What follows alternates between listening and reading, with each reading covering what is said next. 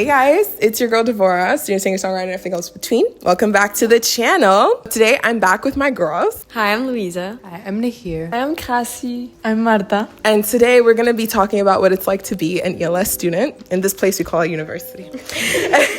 I have a few pointers. You guys left some comments down in my previous videos and I wanted to talk about them, but I wanted to have like other people address what it's like so you're not just getting my personal opinion. So let's talk about what is the daily life like being a student here in Massy, and be honest. What is the routine when you wake up in the morning besides crying? I think depends on the time of the year. Because honestly, Christmas market time is way more fun than normal days. But a normal day for me is just waking up, survive, go to uni, study, and then go for a drink after. It's a reward. I think it also depends. Like if you're in exam season, then it's not so good. But if you're not in exam season, I don't know. Like, and especially like when you just come back from summer holiday and then you can just enjoy the little bit of nice weather that Maastricht has for like 2 weeks. Yeah. And you just, I don't know, go outside and drink and you don't have much to care about yet. It's fine. And other than that, it's pretty chill. Like it's a small city, yeah, but it's that's also a good thing. I have to say for me, it was hard to have a routine. Like that's also really hard because there's very few classes for us sometimes and you need to do your own structure. And sometimes it can be hard, like know what to do first and like where to start. So for me, yeah, it depends on what I have to do every week and every period. But just trying to keep myself busy and productive at the same as like have fun and enjoy life and the opportunities that are here. For me, I think again it depends because we have like such a like unstable schedule. So it depends on when you have tutorials. So usually like I either prepare for tutorials like in the morning or like you study in between for other classes before or like or after tutorials. But something that I usually do in my routine is I go to those who know the city will understand the St. Petersburg fort, like for a walk, and there's a specific bench there that is great for crying. And it's very great because at 7 a.m. there's no one besides people walking their dogs. And it's actually like very, very nice. Yeah, okay, but I mean, I would say the same. I think everyone's different. Everyone's schedule is so different that like you can't have a set way of life, because I get people being like, oh, like what do you do on a daily basis? Like, babe, I don't know. I'm trying to survive just like you are. Do you know what I'm saying? Like, it's not cut and dry like that. Like, I think that's the beauty of going to college or university is like you find your own routine and schedule. I think because we have not that many classes, we have a lot of free will. Too much free will. Because it could be anything. It could be a day of me ditching uni and just going like to Belgium or to Germany on a trip, or it could just me being like studying at the library. It's just you have free will. Or working also. That's a big part too of a lot of students where like we get a part-time job and like to also make some money while we are like studying and we don't have that many classes. So some days you just are working and doing other stuff in life. So yeah, it's very like an introduction to adulthood while studying and all of that. I think that here besides the pizza's here. Like you don't just study, you have to clean, you have to do laundry, you have to cook, and that takes so much time of your time. Of your day. It takes so much. See? Responsibilities like eating, keeping yourself alive, like that's important too. That comes into your day. I think because you also realize even the smallest of things turn into like such big chores. Like for me, I come back from summer, so I have to cook 3 times a day. And then I was at some point planning my days solely off of when I was eating and when I was cooking. And then I just went with that. Somebody asked about books, like how do books work? So someone was like, okay, like what do you guys study with? Like, do you use books? And I was like, child, of course we use books. But like, I feel like after first year, it depends on the type of person you are. Because and this is where the type of listener you are comes into, or the type of like studying person that you are comes into play. Some people cannot do PDFs. Some people, both of them. I can't do PDFs after a certain amount of time, so I listen to my books, and that for me has changed the game. But some people can't do that, right? Like some people need to make notes. So like Books are really expensive, and especially for ELS, you need to have something called the Maastricht collection that changes every 2 years, and that's basically a set of 4 books that have all like the civil codes and everything, like basically all the piece of legislation that you need, and those are expensive, and you need to like update your Maastricht collection every 2 years, so that sucks a bit. And also like PDFs are a good option, like if you don't want to buy books, you know, because each book can cost up to 60 euros, and if you have to buy 2 books every month and a half, that can be intense. That can be. You said up to 60 years. Do you know that there's tax increase on books with the new government? I will also say my 2 books this period, one of them were 80 euros. But I'm not sure if I'm allowed to say this. No, we're allowed to say it. Period. I will say it. I think what I've done, especially this past year, that really helped me is the books. It's like 800 pages and we use like 300 of them. Let's be real. So what I do is I make a separate PDF from the PDFs that we find with only the pages that we're supposed to read. And then I print it from the library and it's super cheap. And it's very cheap. I was like 60 euros in profit this period. For me, like, I realized that my eyes, after a certain point, couldn't do it anymore. So I got Speechify. This is not sponsored, please. Although Speechify, hey, if you want to sponsor, please, send me an email. The email is in the description down below. But no, seriously, like for me, I am an auditory learner and I learned that a little too late. I really wish I had that in first year. So now for me personally, because there's so many readings, I get really overwhelmed when I see like 300 pages. So I listen to my textbooks like while I'm going to the law faculty, while I'm taking a walk. And for me, that sticks more in my brain than like reading via PDF or a book. And that's just my thing. It's just like I like audiobooks, right? So you really have to determine like what is your shtick. It can take a while to find it though, not gonna lie, but that's the whole discovery process. You know what I mean? And also I would say like you don't have to buy every single book. That was a hard lesson to learn. Because also we have something, I mean, maybe for new people it won't be as good, but StudyDrive. StudyDrive is this platform where, okay, so the ELS curriculum changed, so I don't know how good it will be for you guys. Basically, you can find like all the courses of your bachelor, and then within those courses you have basically notes for everything. Notes for tutorial 1, tutorial 2, past exams, exam questions, literature summaries. Like StudyDrive is a lifesaver, and don't let anybody gaslight girl boss gatekeep you out of it, please. I don't know about you guys, but like I used to have this like purist mindset when I first came in. I was like,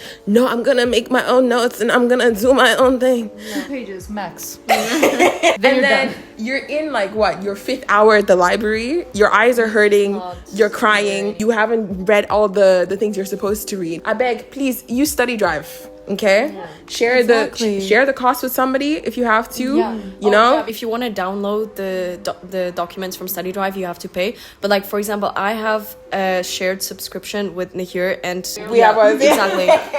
So and it's like 25 euros a year. So like if you share it with 4 people, like like StudyDrive, the notes that you find, like the PDFs, it's from the other students from the previous years. So it's also, I think I trust it. I trust StudyDrive. I mean, sometimes you have to be careful. Like all tutors will say, guys, don't trust StudyDrive. There can be mistakes. Of course, there. Trust honestly, mistakes are human, and we're all human. And like, if there's like 20% of mistakes, and the rest is like 80%, exactly. Rather get that 8 than nothing at all. It's something, you know, and don't do that to yourself. Sometimes it's just not doable to prepare like plus 100 pages for every tutorial every week when you have multiple plus courses and course, mind you. Oh my god, skill, like your life responsibilities, work. Don't do that. Like. Honestly, and I'm not gonna, this is no shade, no tea to the university, but every single lecturer that has told us not to trust StudyDrive, eventually we ended up needing StudyDrive anyways. So which course was it? I think it was property.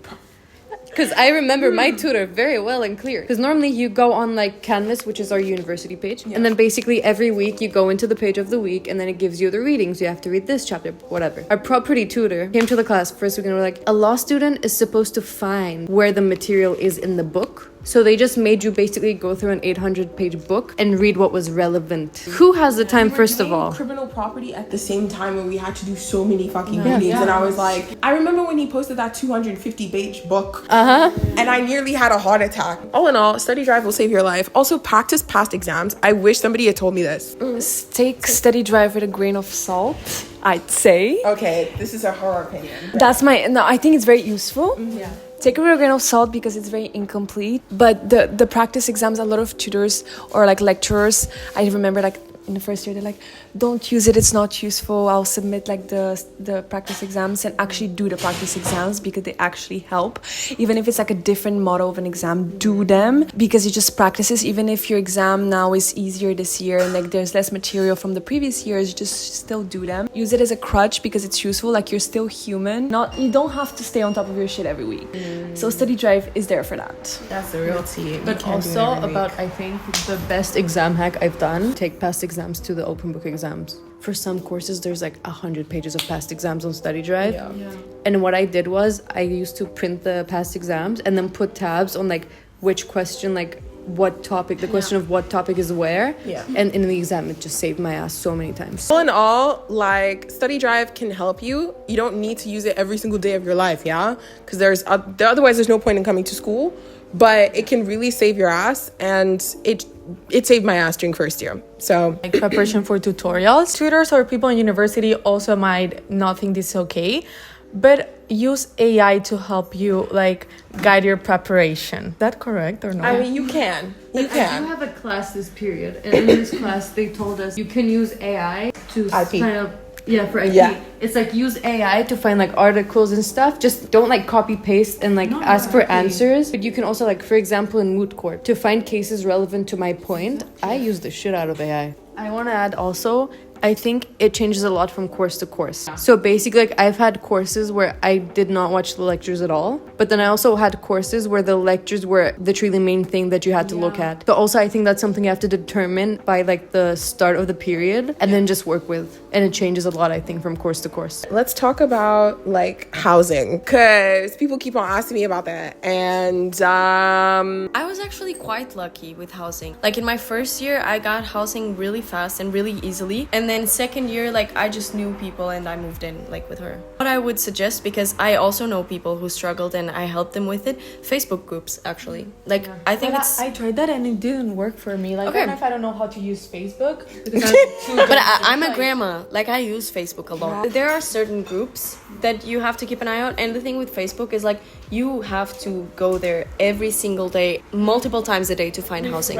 Refresh, like make a post about yourself, put some pictures, like state your hobby, because people are interested in knowing how you look like. Like not that this is bad, but like for example, when we were looking for housemates, we wanted to see a picture of at least the person who we were gonna share the house with. Say what you like what are you excited for, like what are you studying, like, and also agencies sometimes help. I've heard some people I know use Maastricht housing.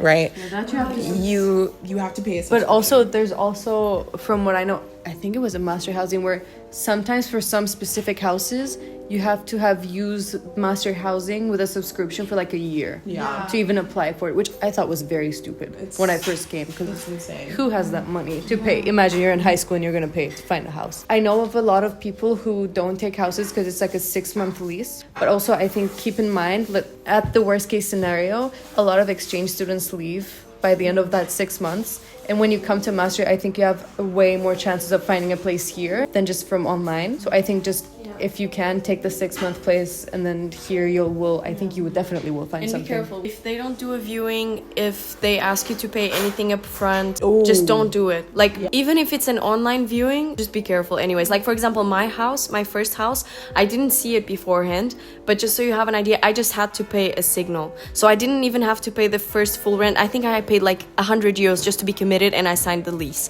And then when I saw the house and when I was already there, then I paid the deposit and the first rent, and that's how it is supposed to be. Scammers, for example, I've had like an interaction with scammers on Facebook. For example, if they post something in a group chat, for example, housing Maastricht, if you check on their profile, they posted the exact same pictures in like housing Rotterdam, for example, the exact same pictures, so you know they're not. And also if they ask you, like, if you, for example, if you send them a text and say, hi, is the house still available, and if they answer you asking in which group did you see this, it's because they have it exactly in multiple groups in multiple cities, and it's a scam. Zior housing.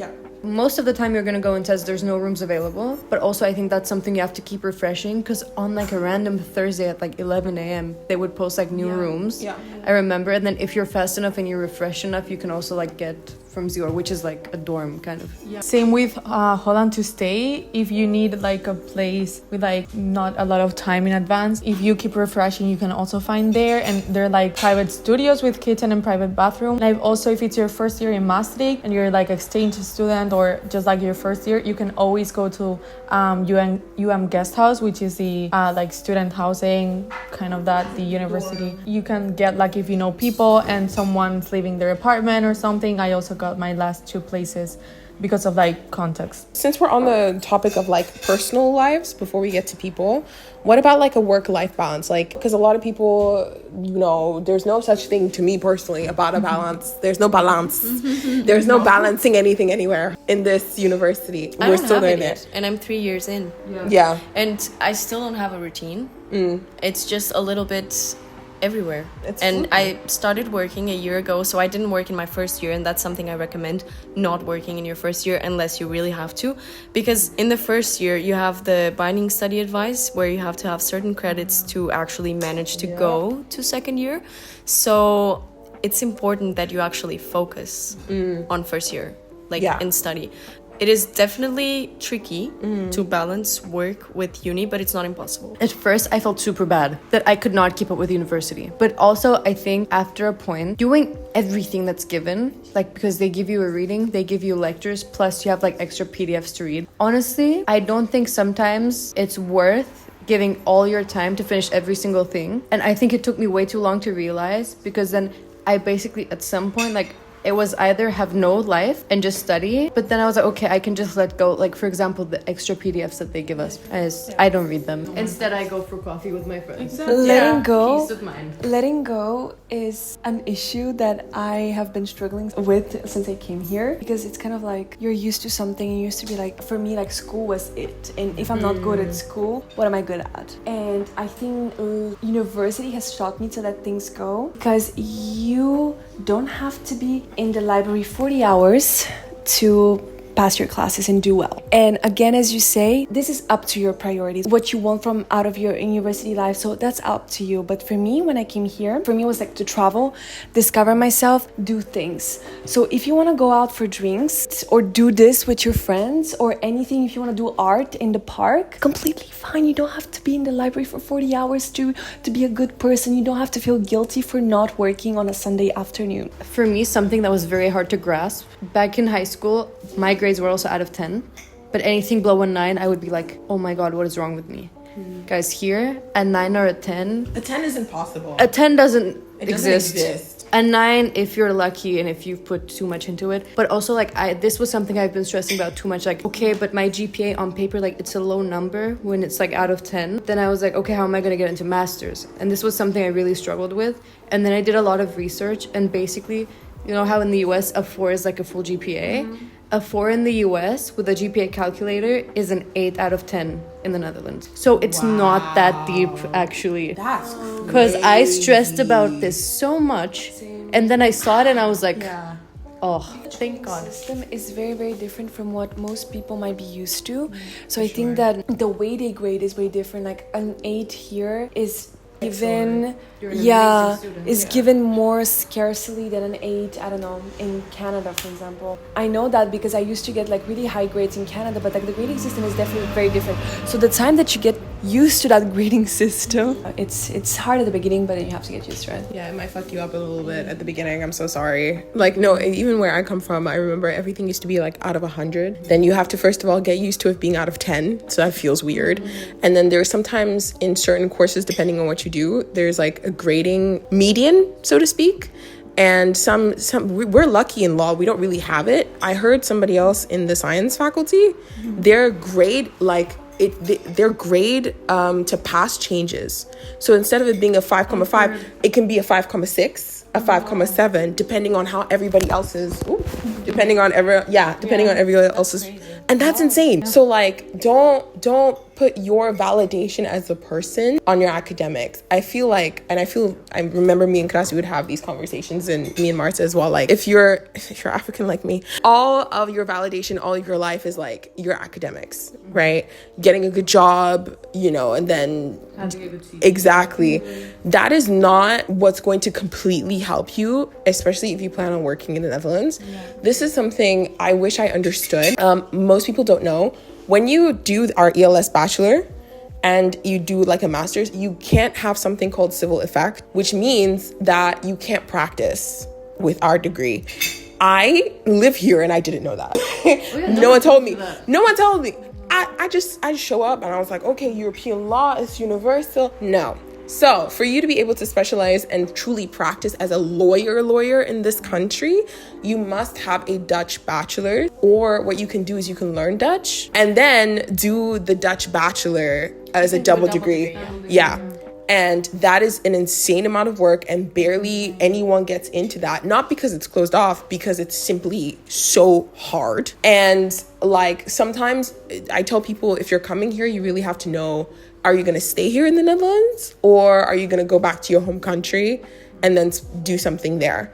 Because with our degree, there's not much specialization on the horizon. Then that's the truth.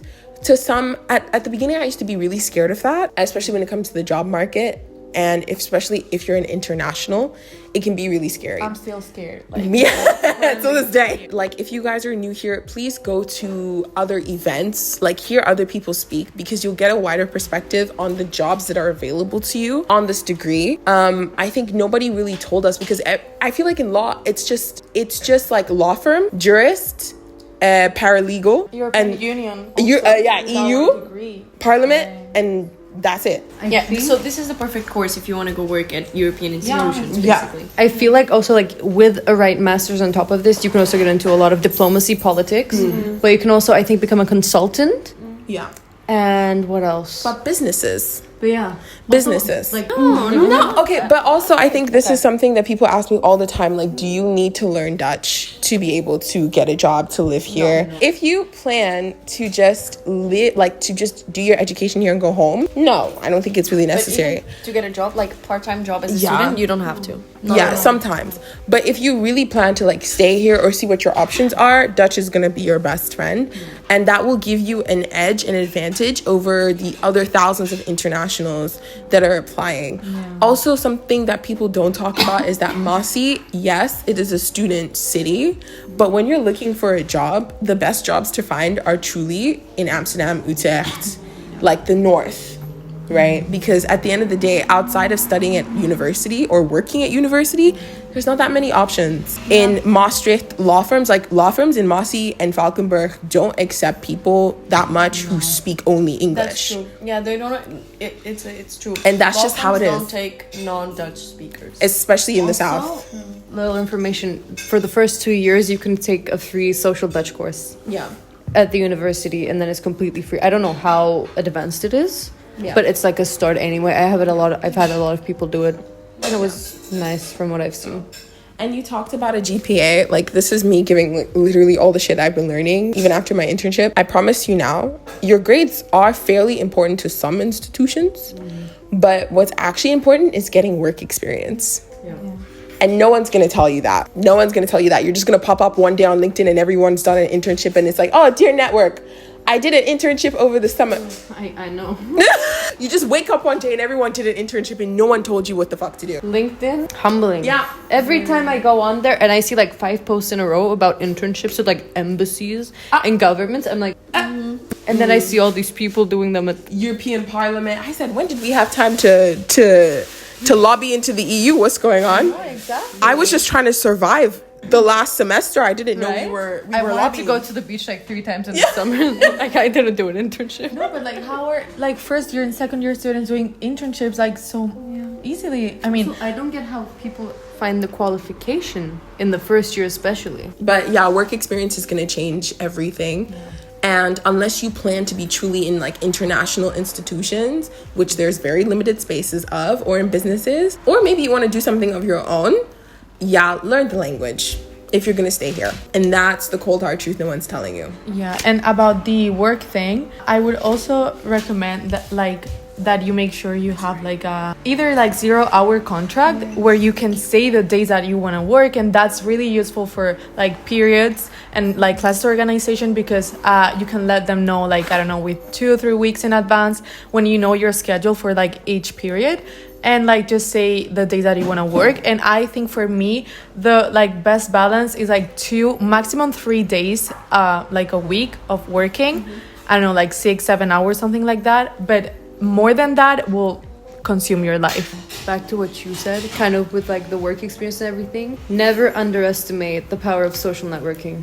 Oh yeah. The first year I was like, ain't no way it's that important, because everyone kept saying, not even that many people, but I just heard it, I kept hearing it, And it was like social networking, you have to get to know people. And I think the university, through like student associations, they have multiple ways where you can like get into that environment of social networking. Like for example, with the UNSA, I went to Geneva, to the UN. Yeah. And like there, literally everyone sat us down and they're like, you have to do social networking if you want to get to any place that is important. Although I will say, sometimes, look, I understand the hustle is real, but sometimes some people social network and you're just like, girl, relax. It's okay. I know you need a job. We all need a job. It's the economy. But please, like, don't make law your personality. Like, I have to say this because some people truly do it. And it's kind of sad. We know multiple people who we're talking about. This is no shade, no tea. Yeah, like, this is no shade, no tea.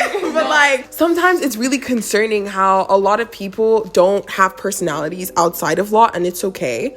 I was, like, it's okay. Yeah, like, They just side-eye you. they just side-eye you, and If it's you're like... not an academic weapon, then what are you doing there? That's their personality. That's also the hard truth that there's some people who are in this degree not to socialize truly because they care about you as people or they want to make friends.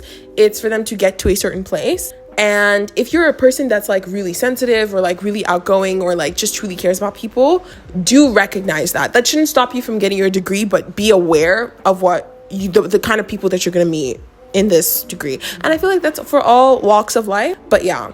Also, something for the alternative girlies, I would like to say that I've been learning that law is not just like criminal, public, private. There's multiple avenues of law that people aren't even aware really exists. Especially European law. It's so many things.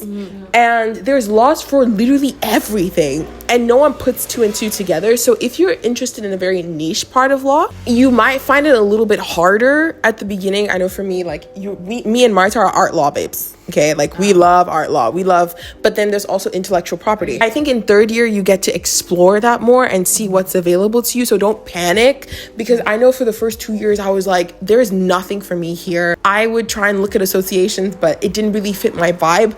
That's okay. You don't have to be with everyone at the same time doing all of that. Take your time and know what's like good for you, and then you'll find your people like eventually.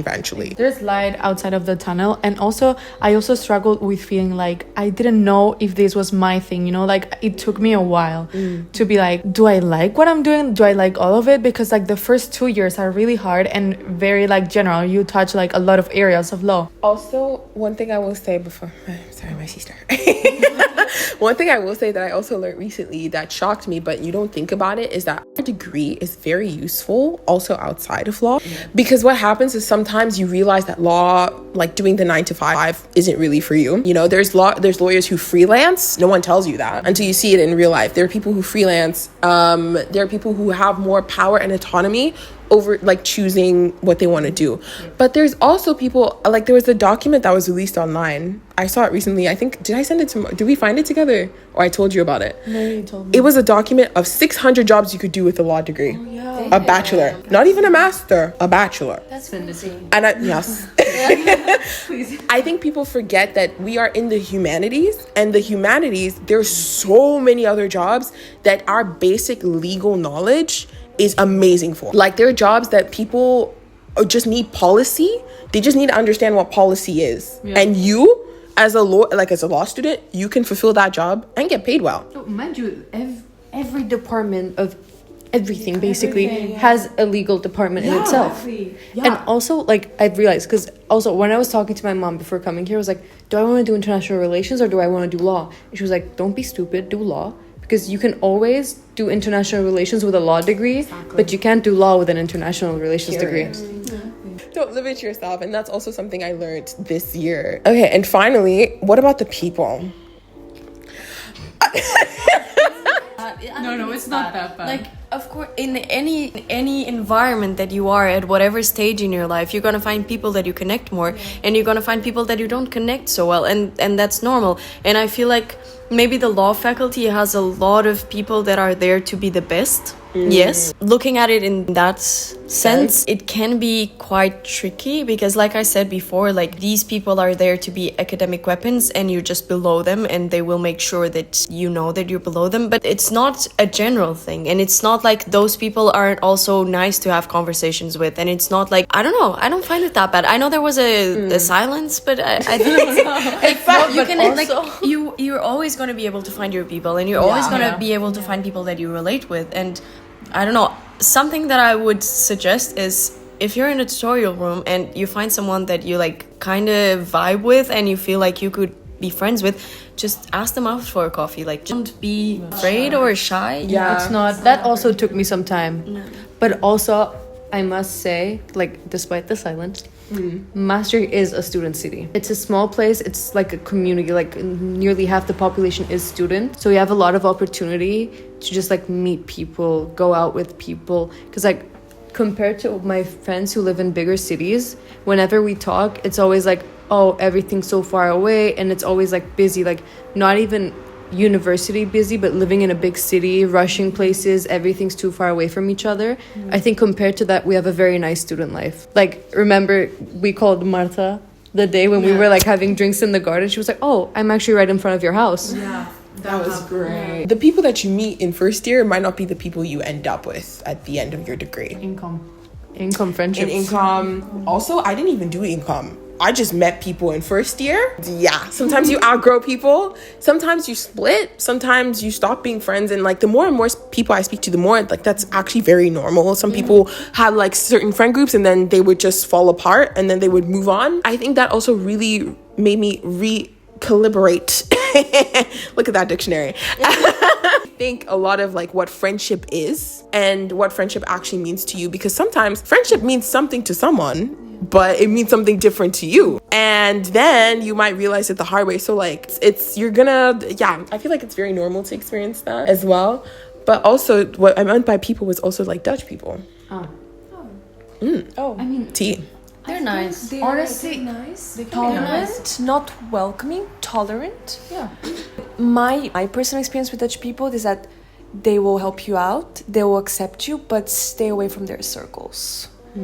Like, I get it. Yeah. Also, my personal experience, I feel like the newer generation of Dutch people are way less welcoming than the older generation. 100%. That's true. Because that's what I was gonna say. Like, older people, like older Dutch people, they're so nice, and they're actually like, they like students. Like, I've never had a situation where I was like, you know, side eye because you're not from here. Yeah. Like, but with not teenagers, maybe young people adults. Our age, you know, Dutch people our age, sometimes, I'm not saying all the time, and I don't know that many Dutch people like that I hang out with, but they have this sense of superiority amongst, like, in comparison to you guys. I don't know if that makes sense. Is that what you feel like a lot of the times when interacting with them? I don't interact much with them. Like, I feel like the only interactions that I have with Dutch people our age is frat boys.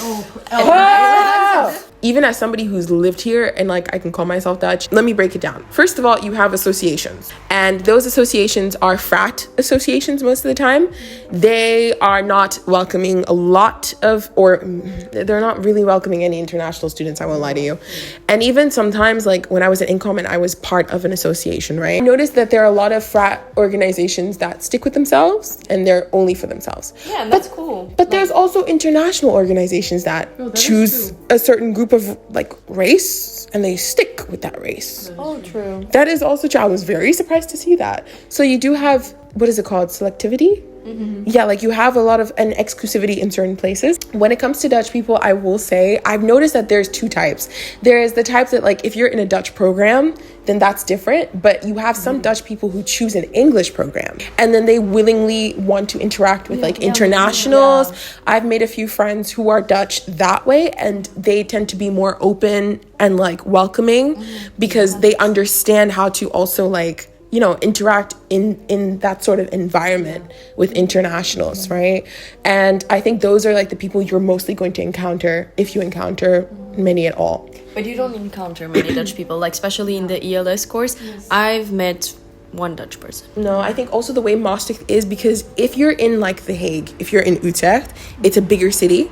And a lot of the people who live there have like interacted with internationals and speak more English. But here it's Maastricht, that's the student city, and then everywhere else in Limburg. And you just have a bunch of people who don't really go outside of that, you know? So I think like that's also relative to like where you're staying.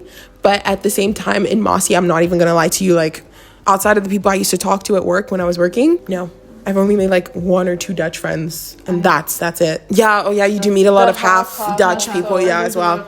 Yes. When I first came, because a lot of people told me, oh, the Dutch are a bit racist, blah, blah, blah. But like the day I came, when we were moving into this house, literally a guy got off of his bike and helped us like carry stuff in and then just left. That was my first experience of a Dutch person, honestly. So yeah, I think the only problem I've had so far is with like the younger generation, but it wasn't like a problem. It was just I felt a bit they just unwanted. walk in cliques, and I think that it's very hard to go into their circles. Yeah, because you just feel the cliquey vibe, you know? Yeah. You don't belong. You feel that you don't belong. Yeah. But I mean, a lot of Dutch, like even my Dutch friends would be like, yeah, the way we were raised, it's like we have our friends from high school and sure, friends from college, we don't need more. Yeah. That's very much the mentality. Fair enough. And some people feel like, well, because we're internationals, a lot of people are going to leave. So why invest in a friendship if you're going to leave eventually? But it's understandable. It's understandable. Like, it's not like we get treated badly or anything. No. It's not an issue at all. That's all for now. I think this will probably be a part 1, knowing us. But yeah, thank you guys so much for watching this video. If you guys have more questions or more things you want us to answer, then leave it down in the comments below. And then, or you can go to my Instagram and then I'll just put them for the video. Thank you guys so much for watching us. It's been lovely sitting here and spilling all the tea. And we will see you guys next time. Bye!